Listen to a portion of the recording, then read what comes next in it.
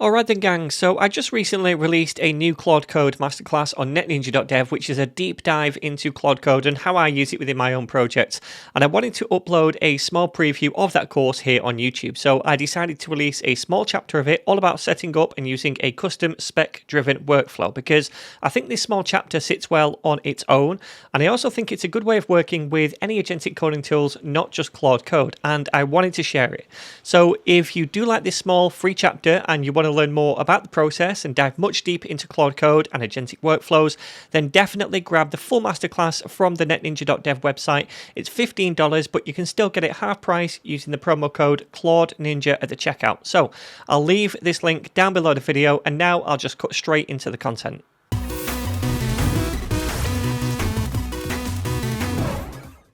Alright then my friends, welcome to a brand new chapter, and in this one I'm going to share with you one of the workflows I like to use when I'm working with Claude Code in a project, and that is a spec-driven development workflow whereby we create a high-level non-technical specification for any new feature, then we create a detailed technical development plan based on that spec, and then finally we use that plan to implement the feature.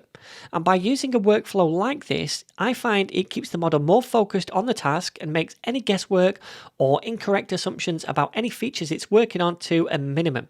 Now, the inspiration for this kind of spec-first workflow came from a tool by GitHub called SpecKit, which goes heavy on the philosophy of having a high-level spec at the heart of AI-driven development. But personally, as a developer who likes to be very hands-on and stay firmly within the development loop myself, I think that SpecKit makes me feel a little bit too detached from the whole process of adding new features.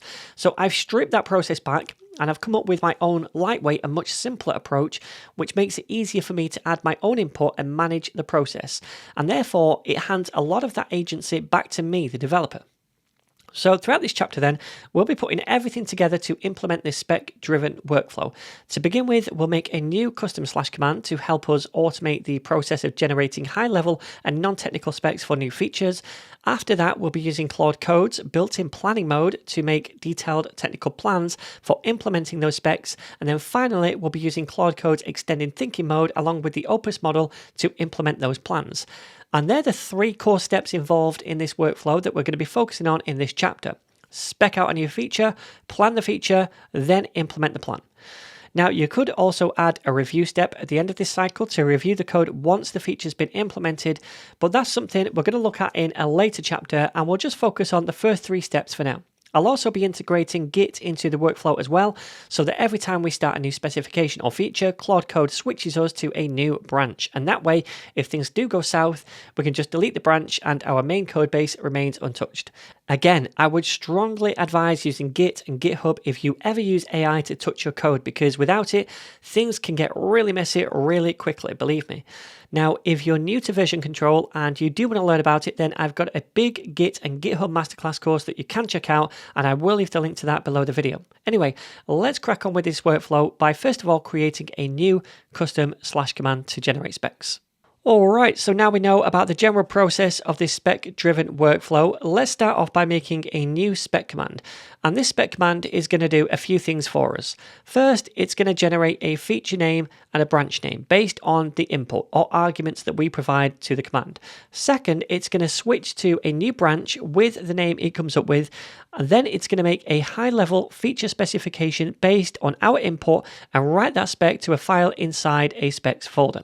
And this specification, like I mentioned before, is going to be a high-level one, meaning it shouldn't go into too much detail about how the feature should be implemented from a technical viewpoint, but rather focus on the bigger picture and how the feature should behave from a user's perspective, I guess, including any edge cases and wider implications. So then, let's make this new spec command by opening the commands folder in the .claude directory and then making a new file called spec.md, which means to run the command later, we're going to type out /spec. Okay, so now we can start to flesh out this file. And the first thing I want to do, like in all the other commands we've made, is make some front matter for the command description and allowed tools at the top, and also to add an argument hint as well. So then let's start with the 3 dashes to go either side of this front matter section. And then inside those dashes, I'm just going to paste in 3 different keys and values. The description, which says create a feature spec file and branch from a short idea. An argument hint, which is the short feature description, and the allowed tools, which are read, write, glob, and bash to switch to a new branch. So that's the front matter sorted, and now we just need to write out the actual command itself. And rather than me type all of this out from scratch, I'm just going to paste this in and walk through it all with you step by step. And by the way, like I mentioned before, you can get this entire command yourself from the GitHub repo for the course files. All you need to do is select the Claude snippets branch from the drop down up here, then go into the commands folder where you're going to see this spec command plus any other command that we make as well. So if you click on that command, you're going to see all the content for that file, which you can just copy and paste into your own file. So then let me just paste all of this in and then we'll walk through it slowly. First of all then, we have this summary at the top which tells the model it's going to be making a new feature spec for the application using the user input below, which we say down here is from the arguments. So when we run the spec command later, we'll be adding a sentence or two about the new feature we want to spec so the model can use that input. We also tell the model to respect anything inside the Claude.md file. Next down here, we go into a little bit more detail outlining the steps the model needs to take using that user input, starting with creating a feature title in kebab case, then making a safe branch name for the feature, and finally writing a detailed markdown spec in the specs directory, which we don't have yet, but we will make shortly. Below that outline, we go into each step in more detail, starting with the step 1, which is to check the current branch for uncommitted or unstaged changes. If we have any of those, we tell the model to abort the whole process and instruct the user to either stash or commit the changes first. After that, we tell the model to pass the input arguments to extract or come up with the following values: a feature title, a feature slug, which follows the below criteria, like lowercase letters, kebab case, only letters and numbers, replace spaces with dashes, and so on. Then finally, a safe Git branch name with the following format: Claude /feature / then whatever the slug value is. And we give an example of that down below. So then, once the model has extracted those values, the next step down here is for Claude Code to switch us to the new feature branch using the branch name the model just came up with. After that, we ask the model to create the actual spec markdown file and save it in the specs folder using the feature slug it just came up with. We also mention here that we'll be using plan mode later to plan the spec, and we're going to talk about plan mode later in this chapter.